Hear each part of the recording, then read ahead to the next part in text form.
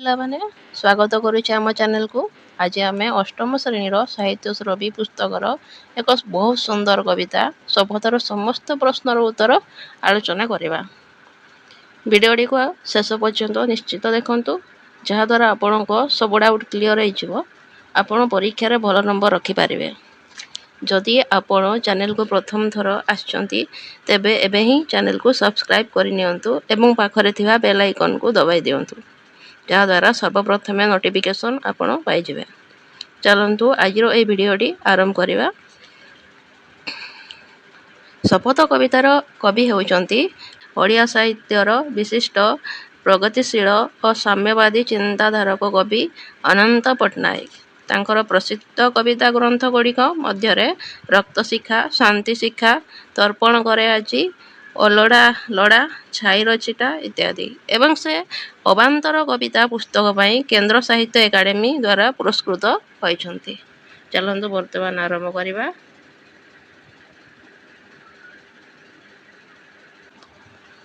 ପ୍ରଶ୍ନ 1.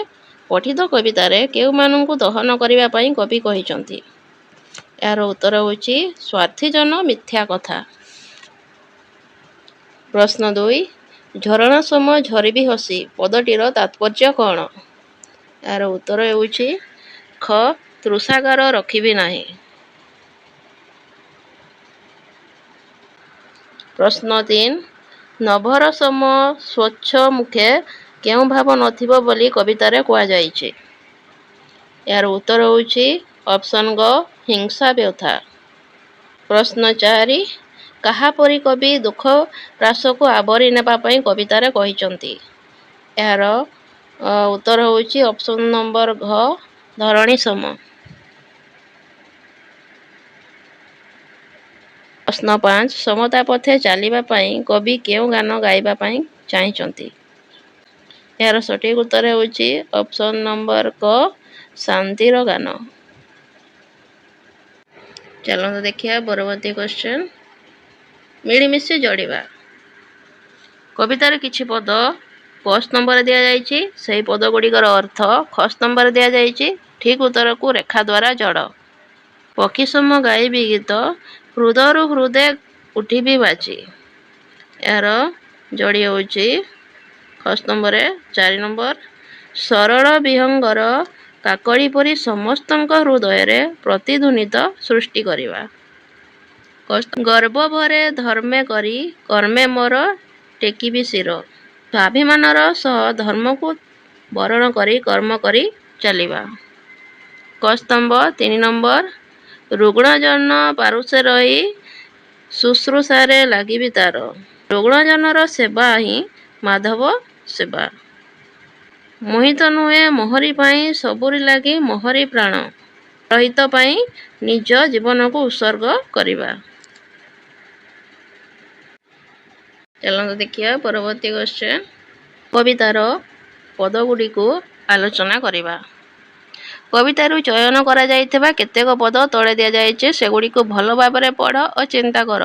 ସେଥିରୁ ତୁମେ କ'ଣ ବୁଝିଲ ନିଜ ନିଜ ଭିତରେ ଆଲୋଚନା କର ଓ ଲେଖ। ସିନ୍ଧୁ ସମ ଫେରାଇ ଦେବି ଯିଏ ସେ ଦେବ ସରଳ ହାସ।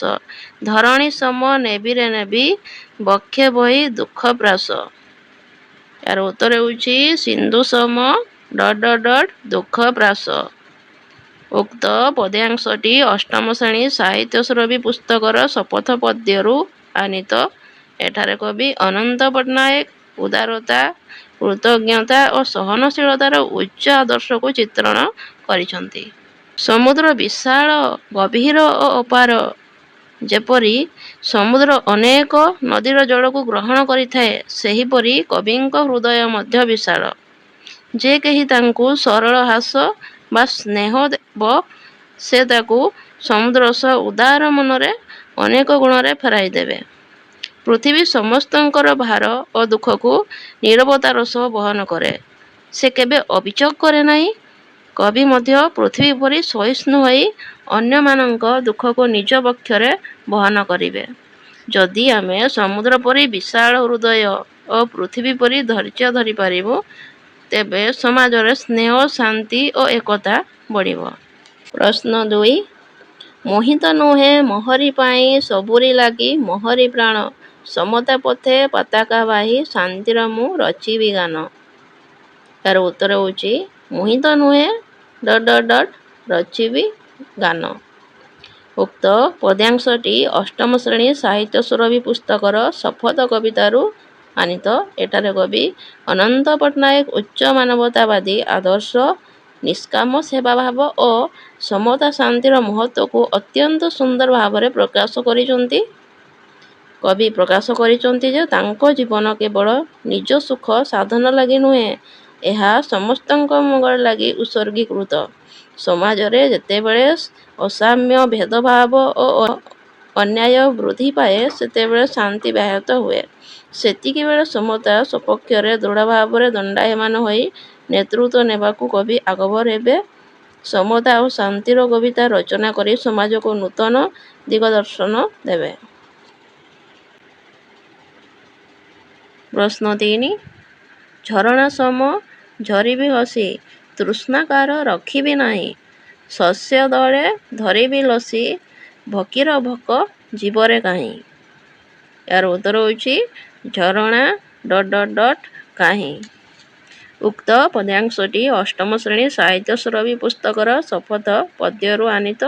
ଏଠାରେ କବି ଅନନ୍ତ ପଟ୍ଟନାୟକ ଝରଣା ସଦୃଶ ହୋଇ ସମସ୍ତଙ୍କ ତୃଷା ନିବାରଣ କରିବେ ଓ ସବୁଜ ସତେଜ ଶସ୍ୟ ହୋଇ ଭୋକିଙ୍କର ଭୋକ ମେଣ୍ଟାଇବେ ବୋଲି ପ୍ରକାଶ କରିଛନ୍ତି।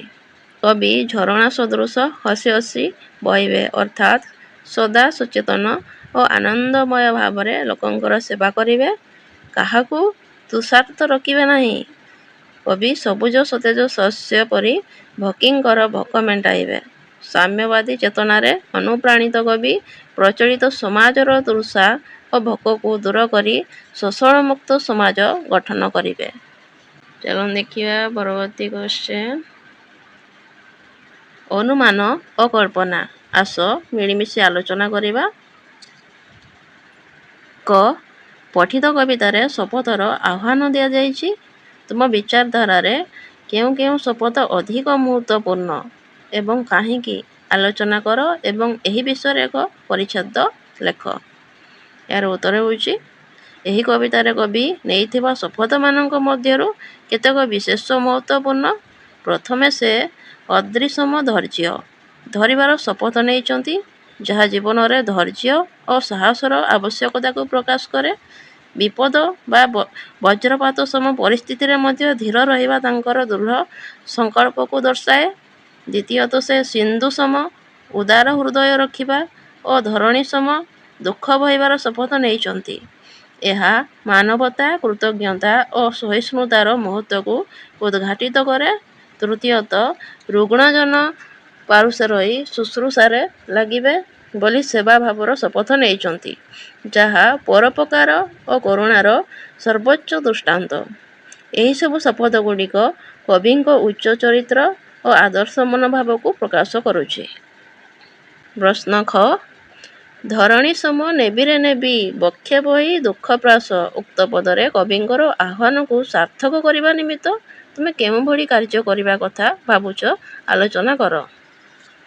ଏହାର ଉତ୍ତର ହେଉଛି ପ୍ରଥମେ ଆମକୁ ସହାନୁଭୂତିଶୀଳ ହେବା ଦରକାର। ଅନ୍ୟମାନଙ୍କ ଦୁଃଖକୁ ଅନୁଭବ କରିବା ଓ ତାଙ୍କ କଥା ଧୈର୍ଯ୍ୟର ସହିତ ଶୁଣିବା ଏକ ମହାନ ଗୁଣ। ଦ୍ୱିତୀୟତଃ ଆମେ ସେବାମୂଳକ କାର୍ଯ୍ୟରେ ଯୋଗ ଦେବା ଉଚିତ। ରୋଗୀଙ୍କ ସେବା, ଗରିବମାନଙ୍କୁ ସାହାଯ୍ୟ, ବୃଦ୍ଧମାନଙ୍କୁ ସମ୍ମାନ ଓ ଅସହାୟମାନଙ୍କୁ ଆଶ୍ରୟ ଦେବା ଆଦି। ତୃତୀୟତଃ ଆମକୁ ସହନଶୀଳ, କ୍ଷମାଶୀଳ ହେବା ଦରକାର। ଯେପରି ପୃଥିବୀ ସମସ୍ତ ଭାରକୁ ନିରବତାର ସହ ବହନ କରେ, ସେହିପରି ଆମେ ମଧ୍ୟ ଛୋଟ ଛୋଟ ଅପମାନ ଓ କଷ୍ଟକୁ ଧୈର୍ଯ୍ୟର ସହ ସହିବା ଉଚିତ।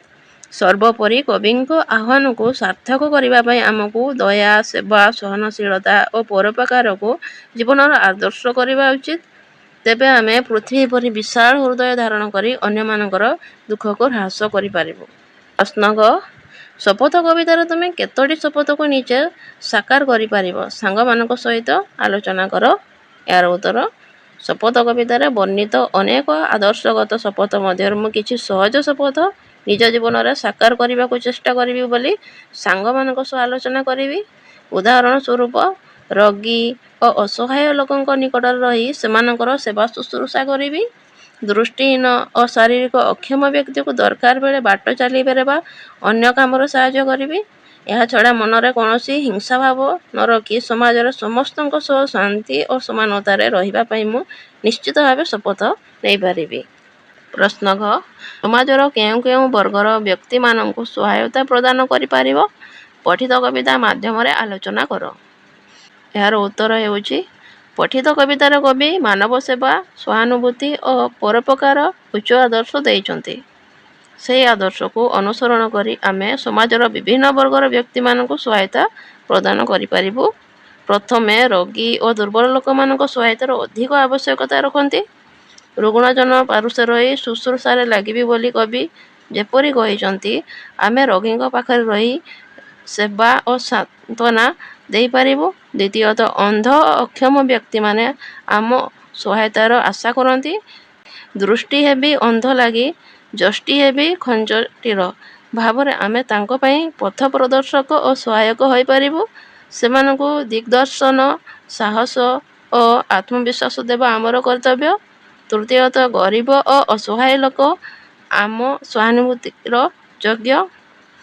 ସେମାନଙ୍କୁ ଆବଶ୍ୟକ ଖାଦ୍ୟ, ବସ୍ତ୍ର ଓ ଶିକ୍ଷା ସହାୟତା ଦେଇ ସମାଜରେ ସମତା ସୃଷ୍ଟି କରିପାରିବୁ। ଶେଷରେ ଏହି କବିତା ଆମକୁ ଶିକ୍ଷା ଦିଏ ଯେ ସମାଜର ପ୍ରତ୍ୟେକ ଦୁର୍ବଳ, ଅସହାୟ, ରୋଗୀ ଓ ନିରାଶ ବ୍ୟକ୍ତିଙ୍କ ପାଇଁ ଆମେ ସହାୟକ ହେବା ଦରକାର। ଏପରିକି କାର୍ଯ୍ୟ ଦ୍ୱାରା ଆମେ ସମାଜରେ ମାନବତା, ସମତା ଓ ଶାନ୍ତି ସ୍ଥାପନା କରିପାରିବୁ। କବିତାର ଶୀର୍ଷକ ଶପଥ ରହିଛି।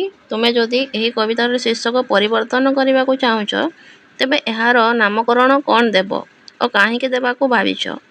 ସାଙ୍ଗସାଥୀମାନଙ୍କ ସହିତ ବିଚାର ଆଲୋଚନା କର। ତ ଚାଲନ୍ତୁ ଏହାର ଉତ୍ତର ଲେଖିବା। କବିତାରେ ଧୈର୍ଯ୍ୟ, ସେବା, ସହିଷ୍ଣୁତା, ମାନବତା ଓ ପରୋପକାରର ଆଦର୍ଶ ପ୍ରକାଶ ପାଇଛି। ତେଣୁ ଏହାର ଶୀର୍ଷକ ମାନବତାର ପଥେ କିମ୍ବା ସମତାର ସ୍ୱପ୍ନ ଦିଆଯାଇପାରିବ। ଦେଖିବା ପରବର୍ତ୍ତୀ କ୍ୱେଶ୍ଚନ୍। ଭାଷା ବିଚାର। ପଠିତ କବିତାରେ କବି କେଉଁପରି ହେବା ପାଇଁ ଶପଥ ନେଇଛନ୍ତି? ନିମ୍ନ ରେଖାଚିତ୍ରରେ ଥିବା ଶୂନ୍ୟ କୋଠରୀରେ ଲେଖ। ଏହାର ଉତ୍ତର ସୂର୍ଯ୍ୟ ସମ ଜଳିବି, ଜହ୍ନ ସମ ଝଡ଼ିବି, ପକ୍ଷୀ ସମ ଗାଇବି ଗୀତ, ଅଦ୍ରି ସମ ଧୈର୍ଯ୍ୟ ଧରିବି, ଝରଣା ସମ ଝରିବି, ଧରଣୀ ସମ ସହିବି। ପରବର୍ତ୍ତୀ କ୍ୱେଶ୍ଚନ୍। ଖ କବିତାରୁ ଅଣାଯାଇଥିବା କିଛି ଶବ୍ଦ ତଳେ ଦିଆଯାଇଛି ଏବଂ ସେହି ଶବ୍ଦମାନଙ୍କର ପାର୍ଶ୍ୱରେ କେତେକ ସମାର୍ଥବୋଧକ ଶବ୍ଦ ଦିଆଯାଇଛି। ଯେଉଁ ଶବ୍ଦଟି ସେମାନଙ୍କ ମଧ୍ୟରୁ ଅଲଗା ଅର୍ଥ ବୁଝାଉଛି, ତାହା ଦେହରେ ଗୋଲ ବୁଲାଇବା।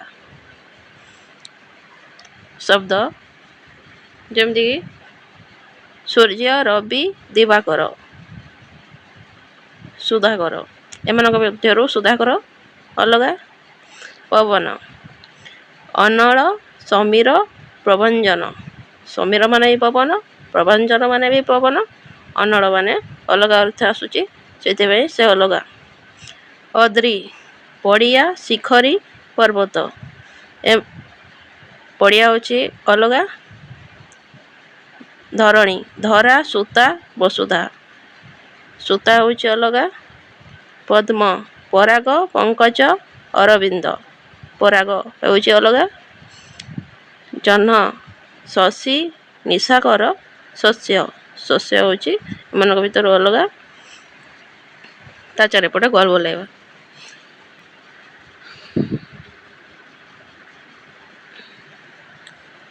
ପ୍ରଶ୍ନ ଗ କବିତାରେ ଥିବା ନିମ୍ନଲିଖିତ କ୍ରିୟାପଦକୁ ନେଇ ବାକ୍ୟ ଗଠନ କରି ଚାର୍ଟ କାଗଜରେ ଲେଖିବା ଓ ଶ୍ରେଣୀ କକ୍ଷରେ ଟାଙ୍ଗିବା। ଜଳିବି। ଏହାର ଉତ୍ତର ଅଜ୍ଞାନ ଅନ୍ଧକାର ଦୂର କରିବାକୁ ମୁଁ ଜ୍ଞାନଦୀପ ହୋଇ ଜଳିବି। ଢଳି ସୂର୍ଯ୍ୟ ପଶ୍ଚିମ ଦିଗରେ ଢଳିଗଲେଣି। ଖେଳି ପ୍ରାଙ୍ଗଣରେ ପିଲାମାନେ ଖେଳି ବୁଲୁଛନ୍ତି। ଝରିବି ମେଘ ହୋଇ ଆକାଶ ଉଠି ପୁଣି ବର୍ଷା ହୋଇ ଝରିବି। ଦହିବି ଅନ୍ୟମାନଙ୍କ ଦୁଃଖରେ ମୋ ଅନ୍ତର ଦହିଥାଏ। ଗାଇବି ମୁଁ ପକ୍ଷୀ ସମ ଖୋଲା ଆକାଶରେ ଆନନ୍ଦରେ ଗାଇବି।